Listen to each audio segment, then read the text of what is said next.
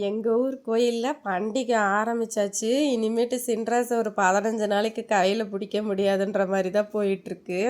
இந்த செவ்வாய்க்கிழமை வந்து பூ போட்டுறாங்க. அடுத்த செவ்வாய்க்கிழமை வந்து கம்ம நடுவாங்க. அதுக்கு அடுத்த செவ்வாய்க்கிழமை புதன்கிழமெல்லாம் பண்டிகை ஜேன்னு இருக்கும். அப்படியே அப்படி ஊரே இத்தனை பேர் இந்த ஊரில் வாழ்கிறாங்களான்ற மாதிரி அவ்வளோ கும்பல். நான் அப்பயே உள்ளே போகக்கூடாது, எல்லாருக்கும் ஒரு நேரம் போனதுக்கப்புறம் நமக்கு சாமியை போய் பார்த்துக்கலான்னு தான் நினச்சேன். சரி ஒரு ஆர்வத்தில் உள்ளே போயிட்டு நசுக்கி எடுத்துட்டாங்க. புடவை கிடவெல்லாம் உருவி எடுத்துட்டாங்க. வெளியே வரத்துக்குள்ளே ஒரு பாடாகி போச்சு. இனிமேட்டு சாமியை பொறுமையாக பார்த்துக்கலான்ற முடிவு எடுத்துட்டேன். செம்ம கும்பல். துருவி கூட்டிகிட்டு வந்தோம். டெய்லி துருவி இங்கே வந்து டான்ஸ் ஆடுவான். இது எல்லாருமே இங்கே இருக்க பசங்களாம் பண்ணுறது தான். ஒரு வயசு வரையும் தான் பண்ண முடியும். ஏன்னா அருண் குட்டியில் இருக்கப்போ இங்கே வந்து டான்ஸ் ஆடிருக்கானா. அதனால் டெய்லி துருவி கூட்டிகிட்டு வந்து டான்ஸ் ஆடுவாங்க. இந்த அலங்காரம் தான் இன்றைக்கி பண்ணியிருந்தாங்க. அவ்வளோ நிறைவாக இருந்துச்சு பார்க்குறதுக்கே சாமி.